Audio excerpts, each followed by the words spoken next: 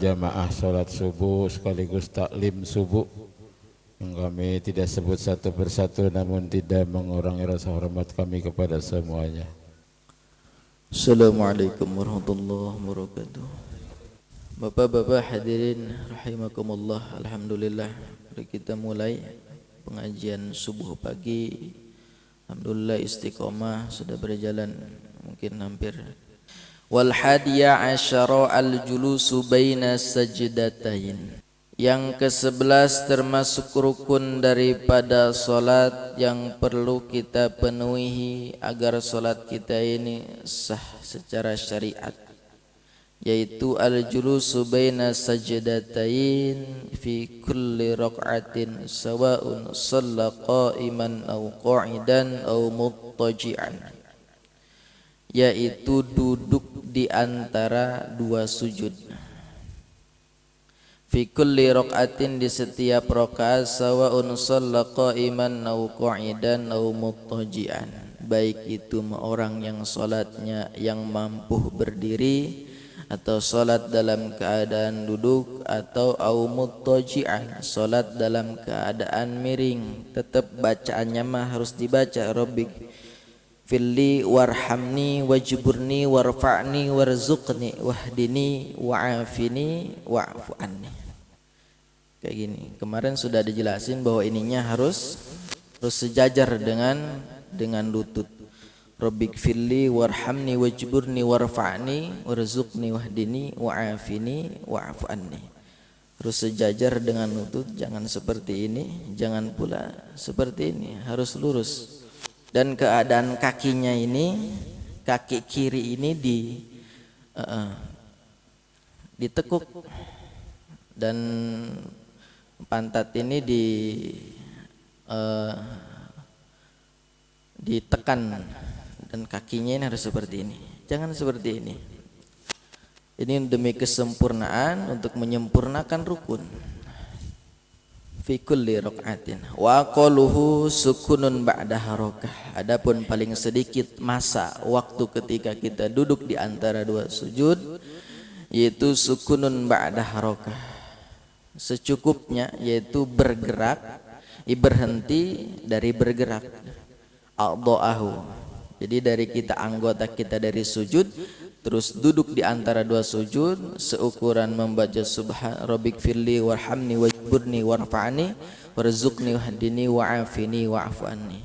Wa akmaluhu, adapun lebih sempurna ketika kita duduk di antara dua sujud, azyadatu ala zalika bidu'a alwaridu bihi, yaitu menambahkan dengan doa yang sudah kewarid, yaitu tadi rabbik firli warhamni wajburni warfa'ni warzuqni wahdini wa'afini wa'fu anni. Sekarang bagaimana kalau misalkan dengan sengaja duduk di antara sujud tapi duduknya duduk akrob atau duduk tahiyat akhir? Apakah boleh? Apakah salatnya batal atau tidak? Falau lam yajlis baina sajdataini bal sara ila julusi aqrab lam yasih. Bila mana kita sengaja duduk di antara dua sujud malah duduk tahiyat akhir seperti ini, maka tahu bahwasanya enggak lupa. Jadi tahu, sadar bahwasanya harusnya mah duduknya duduk tawarruk, duduk tahiyat awal, duduk di antara dua sujud, ini malah duduk tahiyat akhir. Maka bila mana sengaja lam yasih, maka kagak sah salatnya. Bila mana ingat, harusnya mah langsung balik duduk di antara dua sujud agar salatnya tidak batal. Karena ada ulama yang membolehkan ketika kita lupa harusnya mah duduk di antara dua sujud, ini malah duduk tahiyat akhir. Ketika kita buru-buru langsung membenarkan duduk kita, maka salatnya tidak batal. Wasaniya asyara at-tuma'ninah, yang ke-12 yaitu tumanina fihi ay fi julusi baina sajdatain. Tumanina itu jangan sampai bergerak, tumaninah di dalam julus atau di antara dua sujud. Jadi jangan sampai gerak-gerak, goyang-goyang. Itu namanya salatnya tidak tidak tumaninah. Artinya ketika kita sholat tidak tumaninah di setiap rukun, itu bisa merusak daripada rukun sholat. Wasalisa asyara yang ke-13 termasuk rukun daripada sholat al-julusul akhir, yaitu duduk tahiyat akhir. Ay alladzi yu'aqibuhu salamu, yang nanti akan mengiringi salam. Wa rabi'a asyara yang ke-14 atasyahudu fihi fi julusil akhir, membaca tasyahud atau membaca tahiyat di tahiyat akhir. Wa qalu tasyahudi at-tahiyatu lillahi salamun alayka ayyuhan nabiyyu wa rahmatullahi wa barakatuh. Salamun alayna wa ala ibadillahi salihin. Asyhadu an la ilaha illallah wa asyhadu anna Muhammadar Rasulullah. Adapun paling simple, paling pendek bacaan tahiyat itu at-tahiyatu lillah salamun alayka ayyuhan nabiyyu wa rahmatullah wa barakatuh. Salamun alayna wa ala ibadillahi salihin. Asyhadu an la ilaha illallah wa asyhadu anna Muhammadar Rasulullah. Itu paling simple. Adapun pengen dapat pahalanya gede, dapat pahalanya banyak, ambil yang sempurna seperti yang sudah kita umum melaksanakan. Wa akmalut tasyahud at-tahiyatul mubarakatus salawatut thayyibatulillah. Paling sempurna bacaan tahiyat at-tahiyatul mubarakatus salawatut thayyibatulillah. Assalamu alayka ayyuhan nabiyyu wa rahmatullah wa barakatuh. Assalamu alayna wa ala ibadillahi salihin. Asyhadu an la ilaha illallah wa asyhadu anna Muhammadar Rasulullah. Itu paling sempurna. Pasti jamaah kita yang sudah memang dari dulu diajarkan, ini diajarkan yang sempurna, enggak yang simple, karena yang apal yang itu. Wal khamisa asyara, adapun rukun salat yang ke-15, as-salatu ala nabi sallallahu alaihi wasallam, membaca salawat kepada Nabi Muhammad sallallahu alaihi wasallam. Fihi fi julusil akhir, di dalam tahiyat akhir, ba'da firaghi minat tasyahudi, sesudah beres membaca tahiyat. Wa qalu salati ala nabi sallallahu alaihi wasallam. Adapun paling sedikit, paling simpel membaca salawat kepada Nabi Muhammad sallallahu alaihi wasallam di dalam tahiyat akhir, Allahumma sholli ala Muhammad. Allahumma sholli ala Muhammad. Paling simpel, enggak pakai sayyidina. Sayyidina itu apalagi orang Syiah. Orang Syiah itu enggak pakai sayyidina ketika membaca salawat kepada Nabi. Karena mereka berpendapat sayyidina itu enggak ada. Tapi bagi kita yang ahlus sunnah wal jamaah, menggunakan kata sayyidina ketika mengucapkan nama Nabi Muhammad SAW, itu termasuk adab kita kepada Nabiullah, kepada Nabi dan Rasulullah. Jadi paling simpel mah cuma membaca Allahumma sholli ala Muhammad. Wa usy'ira kalamul musannif anna salat ala nabi. Jadi kalau pakai sayyidina itu termasuk sunnah, dapat pahala, lebih utama menurut madhab Syafi'i. Kalau Syiah makan udah alirannya udah keluar daripada ahlus sunnah wal jamaah, karena mereka tidak menganggap sahabat daripada Abu Bakar, Umar dan Utsman, cuma menganggap Sayyidina Ali saja. Wa usy'ira kalamul musannif anna salata 'alal ali la tajib wa huwa kadzalika bal hiya sunnatun. Kan kita kalau membaca salat kepada Nabi ada tuh Allahumma sholli ala Muhammad wa ala ali sayyidina Muhammad. Dan membaca salat kepada keluarga Nabi. Maka telah masyhur kalam musannif, ucapan musannif, anna salatu ala nabi, sesungguhnya membaca salawat kepada keluarga Nabi la tajibu, itu hukumnya kagak wajib. Wa huwa kadzalika bal hiya sunnatun, itu mah hukumnya sunnah. Jadi kalau misalkan kita sholat mungkin agak buru-buru atau di perjalanan, atau ada kepentingan lain untuk kemaslahatan agama, cukup ketika beres at-tahiyat, baca tasyahud, cukup Allahumma sholli ala Muhammad, langsung salam, assalamualaikum warahmatullahi. Wasadisa asyara taslimatul ula. Yang ke-16 termasuk rukun daripada salat, yaitu membaca salam yang pertama, yaitu ke kanan. Maka wajibu iqaus salam halal qu'udi, wajib mendatangkan salam ini, salam yang pertama ini ketika kita masih dalam keadaan tahiyat akhir, duduk tahiyat akhir. Wa qaluhu, adapun paling simple, paling sedikit membaca salam itu assalamualaikum, cukup assalamualaikum, itu paling sedikit. Cuma kalau misalkan ngambil akol atau ngambil yang paling simpel, ini masalahnya mim babil aula, masalah pahala.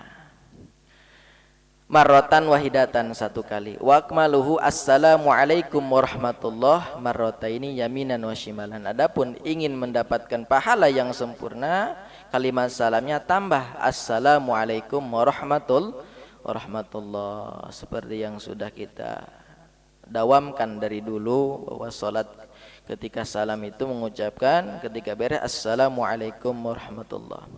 Wasabi'a asyara niyatul khuruj minas salat. Yang ke-17, tapi ini yang ke-17 ikhtilaf atau qaulnya qaul dhaif, pendapat ini.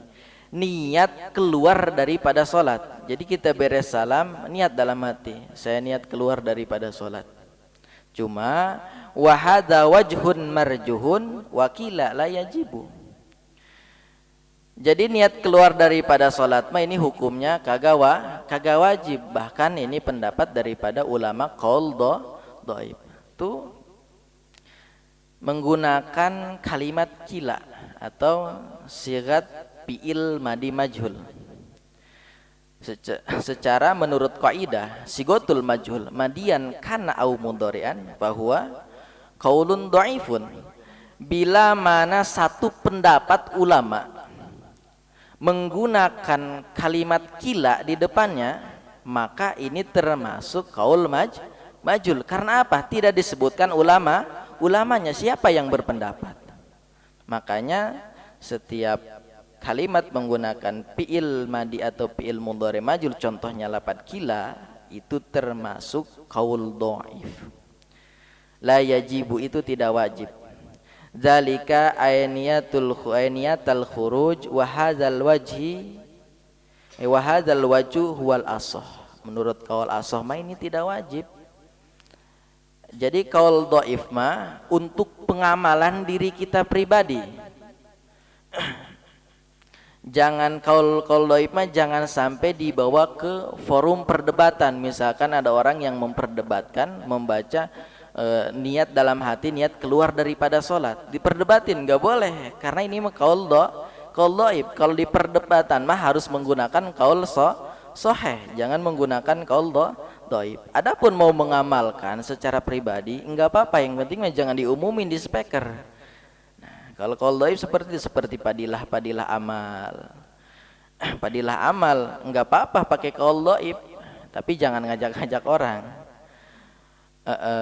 Wasamina asyara, yang ke-18 termasuk rukun daripada salat, tertibul arkan, tartib dalam melaksanakan rukun-rukun salat. Hatta baina tasyahudil akhir wassalatu ala nabi sallallahu alaihi wasallam pihi, dari takbiratul ihram sampai tahiyat akhir, sampai membaca salat kepada Nabi Muhammad sallallahu alaihi wasallam, itu harus tartib. Ala ma dzakarnahu yustasna minhu wujubul muqaranatun niyat li takbiratil ihram wa muqaranatul julusil akhir li tasyahudi wassalatu ala nabi sallallahu alaihi wasallam.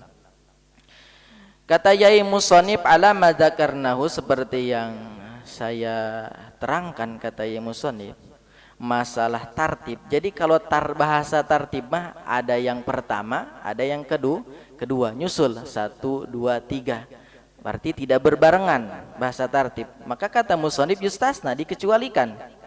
Dalam masalah tartib ini wajib muqaranah niat.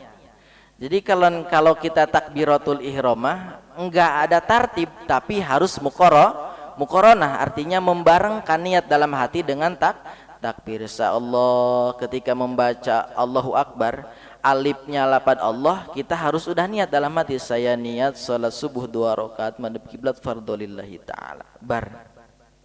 Jadi masalah tartib di dalam takbiratul ihram ini tidak berlaku, jadi beda bahasan. Atau wa muqaranah julusil akhir, atau muqaranah ketika tahiyat akhir.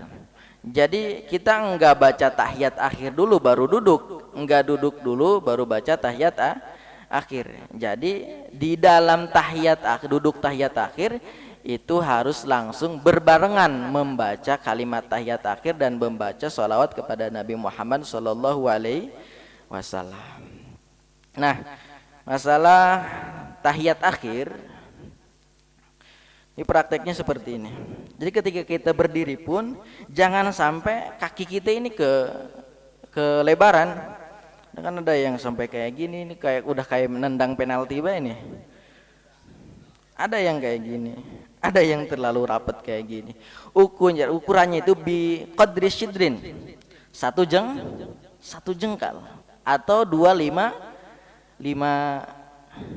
jari gitu, 10 jari berarti.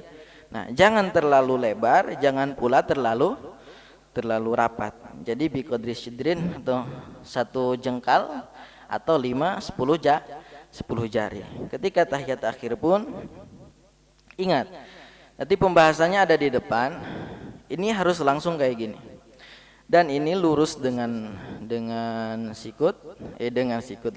lutut. Ini lurus dengan lutut, tapi ketika tahiyat awal dan tahiyat akhir ini tangan harus langsung seperti ini. Artinya siap-siap ingin tahiyat akhir. Dan telunjuk siap-siap ingin akan mengangkat untuk tahiyat akhir. Ketika mengucapkan asyhadu alla ilaha illallah, di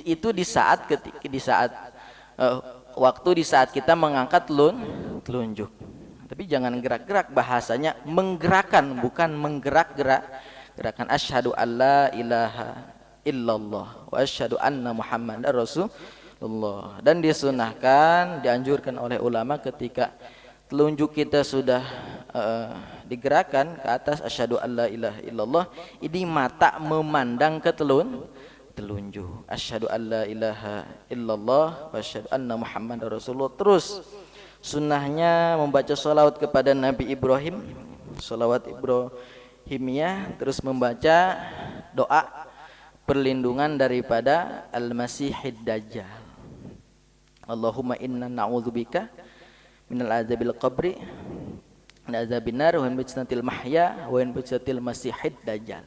Tujuannya, ini salah satu doa yang kewarid dari Rasul. Kata Rasul, kalau kita ingin terhindar daripada fitnah dajjal, maka baca doa ini ketika di dalam tahiyat akhir.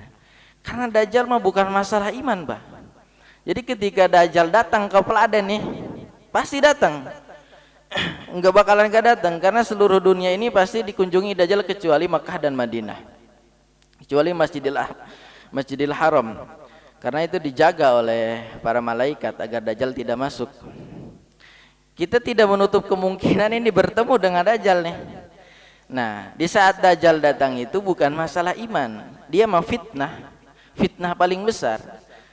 Iman mah tidak berlaku lagi. Jadi ketika kita melihat dajjal, itu langsung kita bisa menjadi pengikut dajjal. Makanya kata ulama, hafalin suratul Kahfi ayat 1 sampai 10.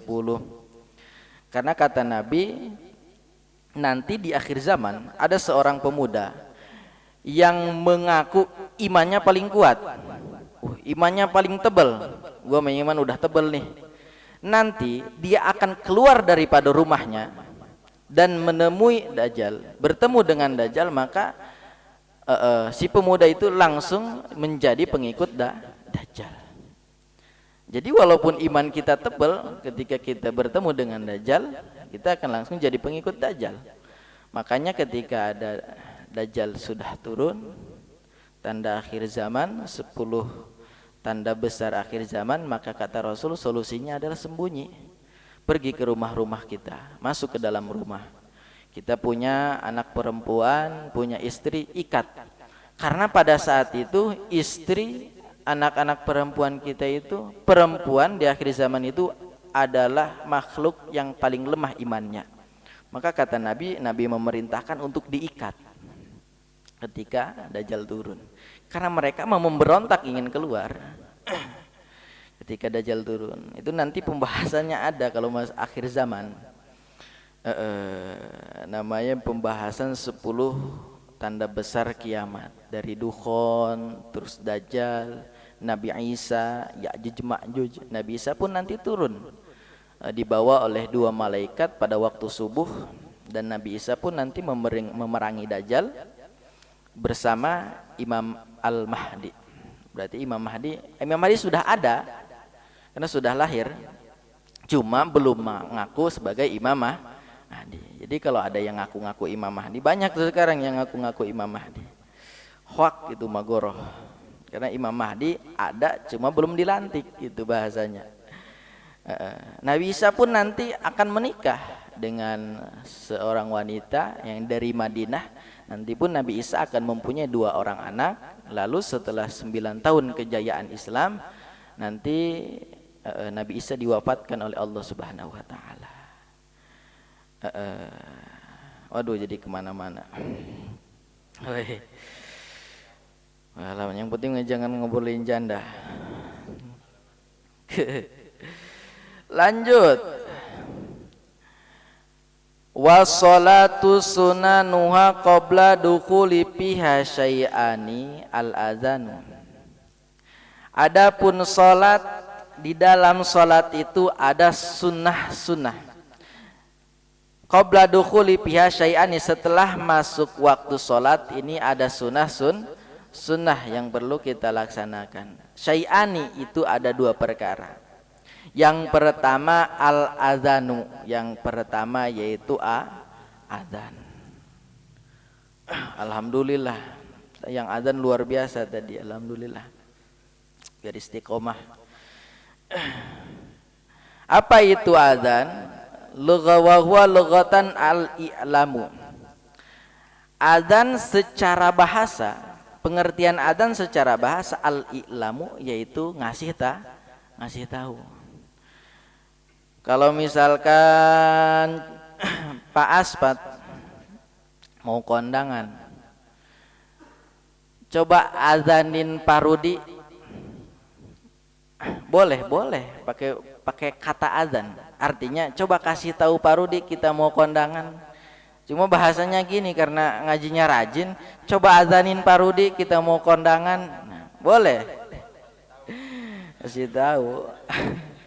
Dia adzan, bukan dia disamperin Pak Rudi terus adzan, bukan. Tapi adzan secara bahasa yaitu ngasih tahu, cuma secara bahasa.